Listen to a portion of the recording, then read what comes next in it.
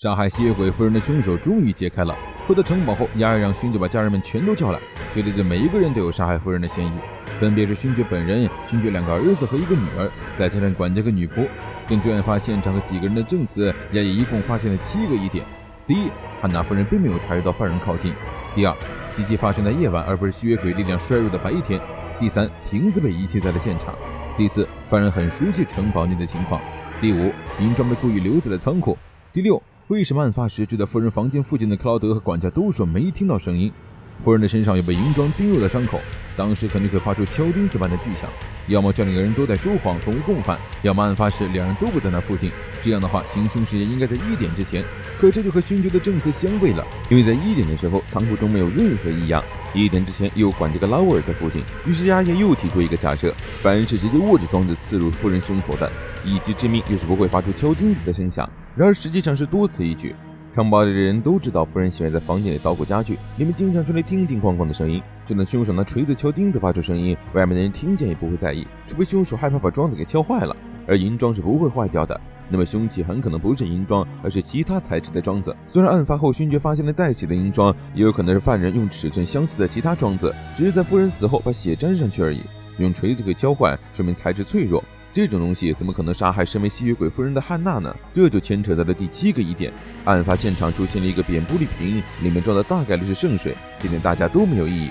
真打开检查之后，发现瓶子内部有灰尘。如果装的是圣水，为什么里面会沾到灰尘呢？因为这个瓶子原本就是空的。犯人为了制造泼圣水的假象，故意把空瓶留在现场。不过夫人尸体上的确有被圣水泼洒的痕迹，圣水究竟是从哪里来的？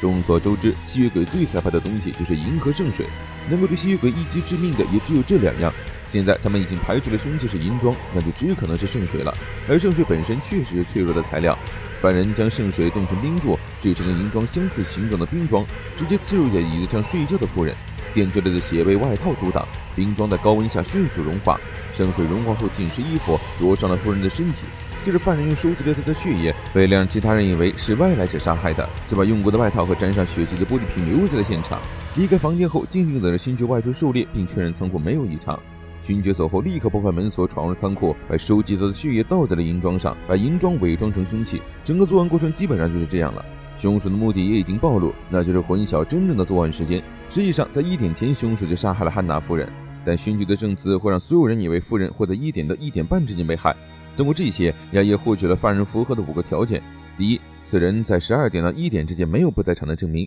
第二，他在1点到1点半之间有不在场的证明；第三，在1点到1点半之间有几分钟行动自由的时间有仓库；第四，能徒手将冰装刺入身体且能把挂锁扭断；第五，能不被感官敏锐的吸血鬼察觉，身手敏捷。现在已经可以一一排除了。第1点就可以确认凶手在次子拉沃尔和2个仆人之间，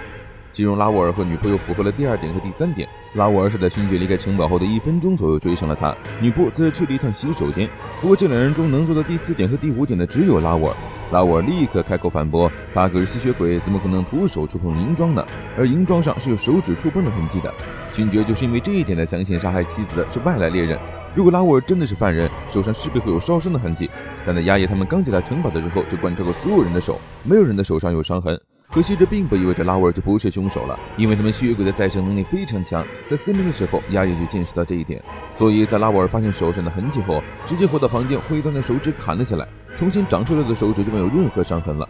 亚耶的话音刚落，拉沃尔就已经按耐不住，直接露出獠牙冲了上来。可就在他的手即将抓住亚耶的时候，一旁的真达直接握住他的手腕，把人摔趴在地。真达将鸟笼递给进去，掐着拉沃尔的脖子就砸破窗户扔了出去，要打就出去打。2个人战斗的时候，亚耶继续跟其他人讲解。其实从上周勋爵遭遇袭击的时候，拉沃尔的计划就已经开始了。他们在森林里遇到那位猎人说，他的好友非常自信，这次一定能解决勋爵，而他口中的帮手应该就是拉沃尔。拉沃尔为那个猎人制造机会袭击自己的父亲，目的就是将银装保存在仓库里，以及拿到放银装的箱子。去教堂的时候又偷了些圣水灌到那个箱子里，这样就能做出形状相同的冰装了。杀人动机则是对亲和派的反抗。堂堂吸血鬼竟然主动亲近人类，估计也就勋爵一个人有这样的想法了。于是他的儿子为了反抗就杀了他的妻子，谁看了不说一句惨呐？勋爵现在不知道该怎么办了。亚耶表示不需要他做什么，因为他的弟子真达已经拽着拉沃尔上演了一出笑剧。真达听了拉沃尔那些自白，他受不了他们家这畸形的环境，父亲只会对曾经身为人类的母亲言听计从，哥哥也不喜欢人类，却只会大嘴炮。只有他不一样，为了挑拨两个群体的关系，他干脆杀了母亲并嫁祸给人类。没想到会被那个碍事的侦探戳穿。既然如此，那就把你们全杀了。拉沃尔瞬间闪身来到珍达身边，就被珍达反手一拳打到空中，接着又把人踹飞出去，连退10几米远。而拉沃尔身上被他造成的伤口是无法恢复的，因为珍达可是有鬼之血脉，他的细胞可以伤害所有怪物，连不死的鸭叶都无法抵挡，更何况区区吸血鬼呢？珍达优雅地演着这出戏剧，一边嘴里念念有词地说着即兴编排的台词。在明治维新时期，日本曾发生过一场肃清怪气的大屠杀，所有妖怪都被杀鬼人赶尽杀绝。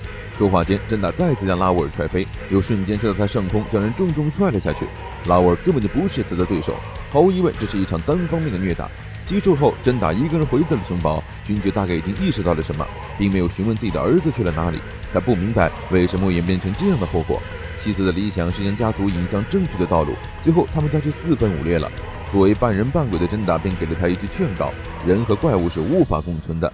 第二天凌晨，亚伊和珍达就准备离开了，车夫一直在外面等着。没想到之前那位记者安妮打听的消息也追了过来，刚好可以采访一下2位侦探。他想知道这次案件的真相是什么。亚伊让他去找管家问来龙去脉，他有点话想给勋爵说。此时天边已经破晓，太阳马上就要出来了。但亚伊安慰他，夜晚很快就会再次降临，就算名声扫地，从头再来就是了，反正他们是不死的怪物。接着又向他打听了那位他和珍达共同的敌人，一个瘦弱驼背的老头，右腿是一只拄着黑色拐杖，拐杖上刻有印着 M 的金色印章。没想到勋爵告诉他，这人几年前刚来过，还邀请他一起去伦敦，不过勋爵为了家人拒绝了。就在这时，珍达和金爵打完回来了，他们也是时候离开。这场笑剧最终以悲剧结尾，下一场笑剧又将在何处上演呢？